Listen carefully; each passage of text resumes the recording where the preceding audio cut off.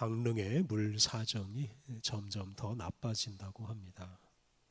이 기다리는 비는 내리지 않고 특별한 대책은 세워놓은 게 없고, 그래서 강릉에서 이 물을 공급하는 오봉저수지의 물이 점점 줄어들고 있습니다.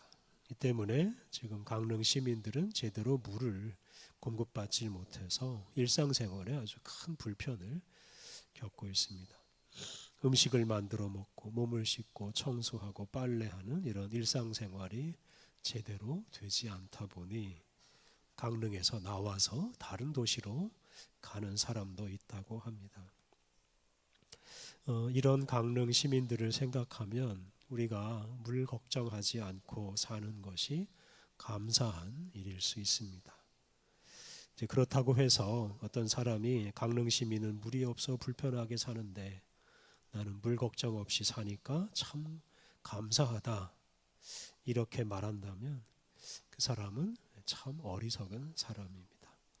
그런 자랑을 하면 물이 부족해서 힘들게 사는 사람 마음에 상처가 생기기 때문입니다.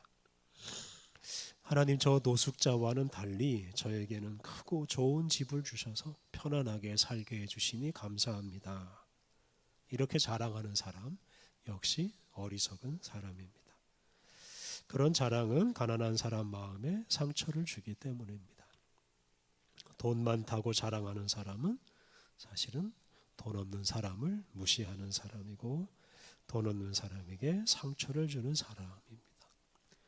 어떤 사회적 지위가 높은 사람이 자기의 지위가 높다고 자랑하는 것은 지위가 낮은 사람을 무시하고 지위가 낮은 사람의 마음에 상처를 주는 행동입니다. 건강하다고 자랑하는 사람은 건강하지 않은 사람을 배려하지 못하는 어리석은 사람입니다. 근데 우리가 평소에 그런 자랑을 하며 살고 있지 않은지 우리가 늘 반성해 보아야 합니다. 사람들과 대화하다 보면 자기도 모르게 자기 자랑을 할 때가 있습니다. 자기 자랑이 자기의 사람의 본성이라고 할 정도로 우리는 자랑하는 일에 매우 익숙합니다.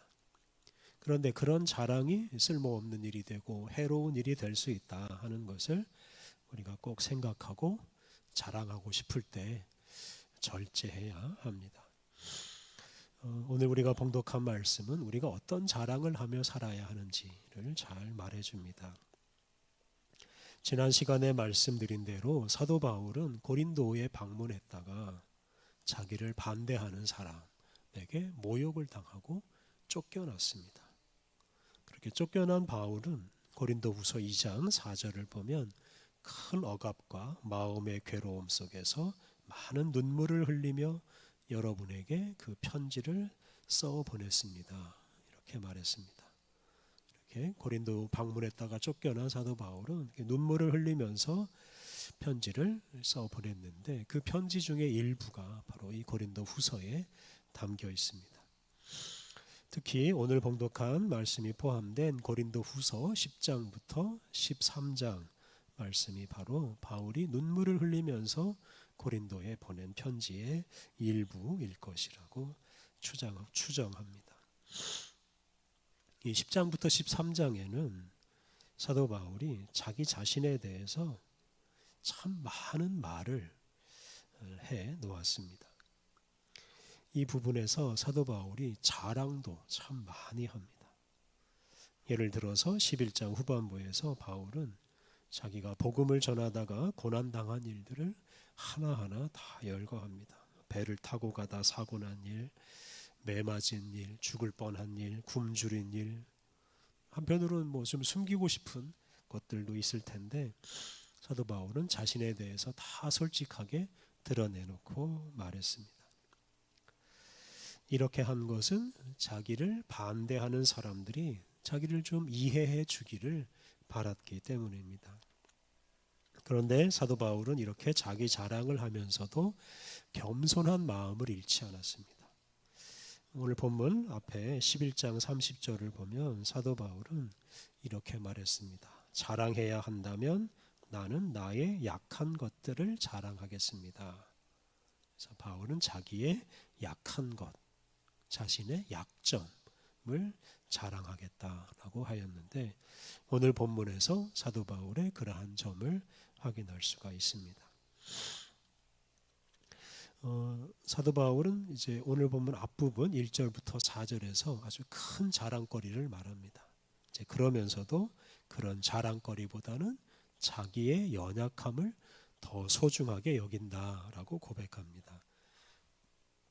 먼저 오늘 본문 앞부분 1절부터 4절을 보면 바울은 자신이 아주 신비로운 경험과 환상을 보고 하나님의 놀라운 계시를 받았다라고 자랑합니다. 1절 말씀 우리 같이 읽어보겠습니다. 1절 같이 읽겠습니다. 나는 자랑을 계속해야만 하겠습니다. 자랑하는 것이 나에게 이로울 것은 없지만 주님께로부터 온 여러 가지 환상과 계시로 넘어가 보겠습니다. 11장에서 사도 바울의 자랑을 많이 했습니다. 그런 자랑을 계속해야 하겠다라고 말합니다. 그런데 바울은 자기를 자랑하는 것이 이로울 것이 하나도 없다라는 것을 알면서도 자랑을 합니다. 이런 자랑을 하는 것은 앞서 말씀드린 대로 고린도의 일부 성도들이 자신을 제대로 알지 못하고 반대하고 비난했기 때문입니다. 오늘 본문에서 특히 바울은 아주 엄청난 환상과 계시에 대해서 자랑을 하는데요. 그것이 2절부터 4절에 나옵니다. 먼저 2절과 3절 말씀을 같이 읽어보겠습니다. 2절과 3절 같이 읽겠습니다. 내가 그리스도 안에 있는 어떤 사람을 알고 있습니다. 14년 전 일입니다.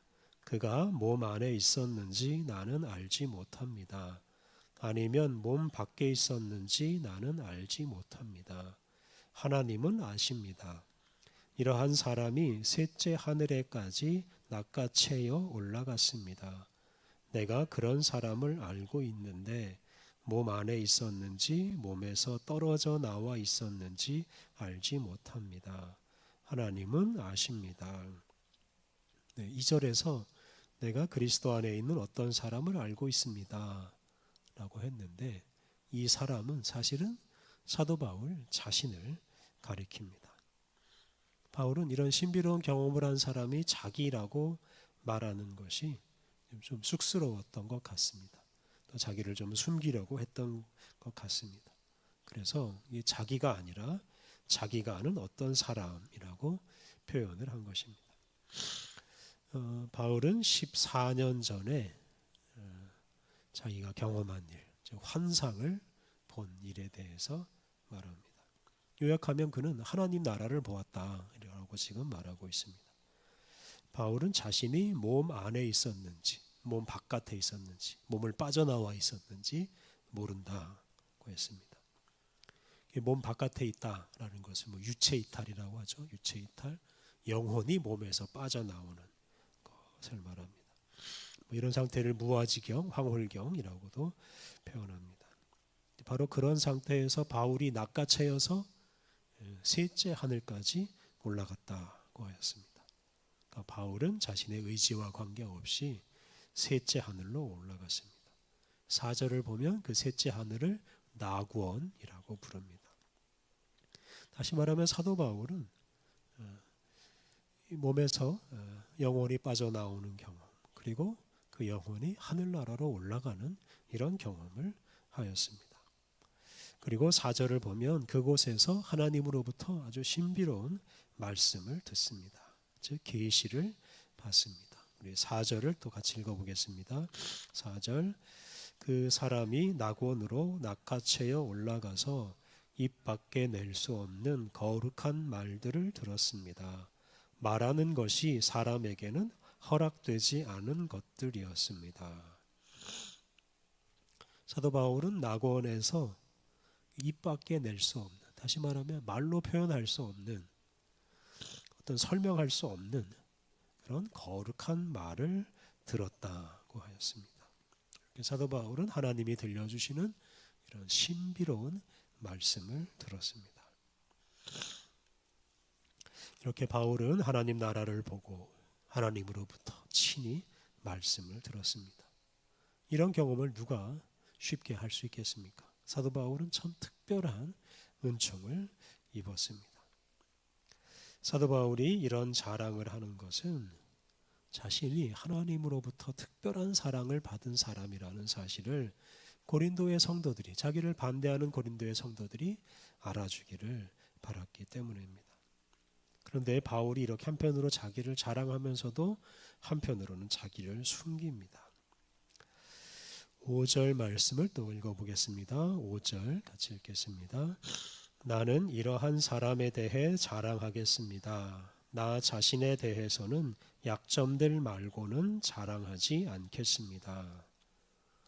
바울은 이런 특별한 경험을 한 사람이 마치 제3자인 것처럼 말합니다. 바울은 앞서 말한 이런 특별한 경험을 자기가 했다고 이렇게 대놓고 자랑하지 않았습니다. 그리고 바울이 사실 이런 자랑을 한 것은 이 고린도의 성도들에게 한 것이 유일한 일입니다. 그리고 이렇게 유일하게 자랑한 것은 고린도의 성도들이 바울을 오해하고 바울을 배척했기 때문입니다. 그래서 바울은 정말 어쩔 수 없이 딱 한 번 고린도의 성도들에게 자기가 이런 특별한 경험을 했다 이렇게 자랑을 한 것입니다. 그러면서 자신에 대해서 약점 말고는 자랑하지 않겠다라고 5절 하반절에서 말합니다. 고린도 후서 11장 후반부에서도 바울은 복음을 전하는 중에 수없이 많은 고난과 위험을 겪었다고 자랑했습니다. 그것이 바울의 진정한 자랑거리였습니다. 그리고 앞서 말한 그 신비로운 계시와 경험은 진정한 자랑거리가 아니다라고 생각하였습니다. 6절을 보면 사도 바울이 자기 자랑을 삼가는 이유를 알 수가 있습니다. 우리 6절 말씀 또 같이 읽어보겠습니다. 6절 내가 자랑하려고 하더라도 나는 아둔한 사람이 되지는 않을 겁니다. 진리를 말하게 될 테니까요. 그렇지만 나는 말을 아낍니다.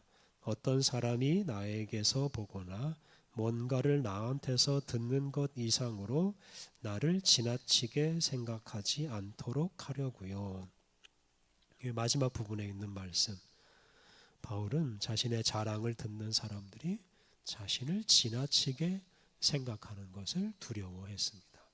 다시 말해서 다른 사람이 자기를 과대평가하는 것이 두려웠습니다. 자기는 별거 아닌 사람인데 대단한 사람으로 여길까 봐 두려워했다는 말입니다. 바울은 사람들이 하나님이 아니라 자기를 주목하는 것을 두려워했고 그런 두려움 때문에 바울은 말을 아끼고 자랑하지 않았습니다. 7절 이하 말씀을 보면 바울은 자신이 그 엄청난 환상과 계시를 본 것은 자랑하지 않고 그 대신에 자기의 약한 것을 자랑합니다. 7절에 이 바울의 진정한 자랑거리가 나오는데요. 우리 7절 말씀 같이 읽어보겠습니다. 7절 계시들의 엄청남 때문에도 나는 말을 아낍니다. 그래서 내가 거들먹거리지 못하도록 내 육신의 가시, 그 사탄의 심부름꾼이 주어졌습니다. 그것이 나를 괴롭혀서 나를 거들먹거리지 못하도록 말입니다. 이 계시들의 엄청남, 이것은 앞서 말한 사도 바울이 하나님 나라를 보고 하나님으로부터 거룩한 말씀을 들은 것을 말합니다.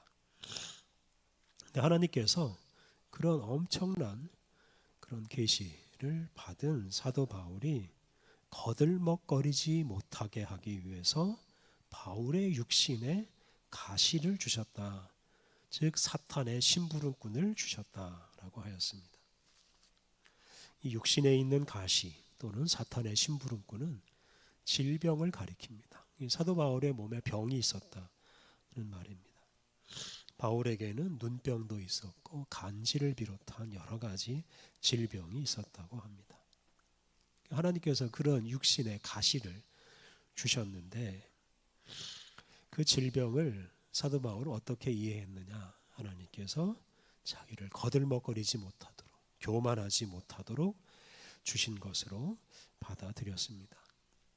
다시 말해서 그 질병을 하나님께서 주시는 선물로 받아들였다는 말입니다. 그래서 하나님께서 주신 선물이기 때문에 사도 바울은 그 질병을 부끄러운 것으로 여기질 않았고 오히려 자랑했습니다. 한편 바울은 그 질병 때문에 힘들어서 가시니까 자기를 힘들게 하는 그 질병을 고쳐달라고 하나님 앞에 간절히 기도한 적도 있었습니다. 우리 8절이 그 기도 내용인데요. 우리 8절 말씀 같이 읽어보겠습니다. 8절 이것을 두고 내가 3번 주님께 간청하기를 나한테서 그것이 떨어져 나가게 해달라고 했습니다. 네, 바울은 질병이 하나님이 자신의 육신에 주신 그 가시가 떨어져 나가게 해달라고 3번이나 기도했습니다. 3번 기도했다는 것은 간절하게 여러 차례 기도했다 하는 뜻입니다. 그런데 하나님께서 바울의 그 기도에 예상치 못한 응답을 해 주셨습니다. 우리 9절 말씀 같이 읽겠습니다. 9절 그런데 주님이 나에게 말씀하셨습니다. 너에게 충분하다. 내 은혜가 내 능력은 약한 것 속에서 완전해지기 때문이란다. 그러므로 나는 오히려 아주 기쁘게 나의 약점들을 자랑하겠습니다. 그리스도의 능력이 내 위에 거처를 두시도록 말입니다. 하나님은 바울에게 은혜를 충분히 주셨다 라고 말씀하셨습니다. 충분히 주셨다는 것은 더 이상 줄 게 없다 이런 뜻입니다. 또 질병 역시 하나님께서 주신 은혜입니다. 이렇게 하나님께서 은혜를 충분히 주셨기에 더 이상 베풀 은혜가 없습니다. 다시 말하면 바울이 자기의 질병을 고쳐달라고 기도한 것에 대해서 들어주지 않으시겠다라는 뜻입니다. 그러면서 하나님께서 그 바울의 질병을 그대로 두시는 이유를 설명해 주십니다. 하나님은 당신의 능력은 약한 것 속에서 완전해진다 라고 말씀하셨습니다. 그 질병 같은 약함이 하나님의 능력을 경험하는 통로가 된다 하는 뜻입니다. 그러니까 질병으로 몸이 약해질 때 그때 우리가 비로소 나의 능력, 자신의 육신의 능력이 아니라 하나님의 능력을 경험할 수 있다 하는 뜻입니다. 이런 기도 응답을 받은 바울은 자기의 약점을 부끄러워하지 않고 기쁘게 자랑하겠다고 하였습니다. 왜냐하면 그 약한 것 위에, 자기의 그 약점 위에 그리스도의 능력이 머물기 때문입니다. 이렇게 바울은 자기 육신의 가시, 그 질병으로 연약해진 자신의 몸에 그리스도의 능력이 머물 것이다 라고 믿고 더 이상 질병을 고쳐달라고 기도하지 않고 질병을 자랑하고 또 그 질병을 통해서 그리스도의 능력을 경험하며 살게 되었습니다. 결론적으로 사도 바울이 이렇게 고백합니다. 우리 10절 말씀 같이 읽겠습니다. 10절 그래서 나는 그리스도를 위해서라면 약함, 모욕, 쪼들림, 박해와 곤경도 기쁘게 여깁니다. 내가 약할 때 그때에 내가 강하니까요. 바울은 그리스도를 위해서라면 약함이나 모욕, 쪼들림, 박해, 곤경을 기쁘게 여기겠다라고 다짐합니다. 왜냐하면 그러한 일을 겪을 때 그리스도의 능력으로 자기가 강해지는 것을 경험하기 때문입니다. 연약함 속에 머무는 그 그리스도의 능력을 그가 경험하기 때문입니다. 우리가 약할 때 강하신 하나님의 능력을 경험할 수 있습니다. 우리가 가난할 때 돈의 능력이 아니라 하나님의 능력을 경험할 수 있습니다. 우리가 아무것도 할 수 없는 그런 무기력한 상태에 빠져 있을 때 하나님을 의지하고 하나님께 기도함으로 그 하나님의 강함과 하나님의 능력을 경험할 수가 있습니다. 우리가 이러한 말씀을 따라서 약함이나 모욕이나 쪼들림이나 박해와 곤경을 우리가 기쁘게 여기고 그러한 일을 만날 때 우리를 강하게 하시는 하나님의 역사가 일어나기를 기대해야 하겠습니다. 사람이 제 아무리 강해도 자기의 힘으로만은 하나님의 뜻을 이룰 수가 없습니다. 하나님께서 함께 하셔야 우리가 하나님의 뜻을 이룰 수가 있습니다. 그러므로 자신이 강하다고 생각할 때 우리가 겸손해야 합니다. 힘이 좀 있는 사람들은 교만해지기 쉽고 하나님을 부인하기도 합니다. 그렇게 교만한 사람은 결코 하나님의 뜻대로 살 수도 없고 하나님의 뜻을 이룰 수도 없고 하나님의 능력을 경험할 수도 없습니다. 자기 힘으로는 아무것도 할 수 없다 하는 것을 우리가 늘 기억해야 합니다. 그래서 우리가 약할 때 자기를 내세울 수 없고 하나님을 의지할 수밖에 없는 이러한 상황을 우리가 소중하게 여겨야 합니다. 사도 바울은 자신의 약함을 자랑했습니다. 약할 때 하나님의 은혜와 능력을 의지할 수밖에 없고 그리고 그렇게 하나님을 의지함으로 하나님의 강함과 능력을 경험할 수 있기 때문입니다.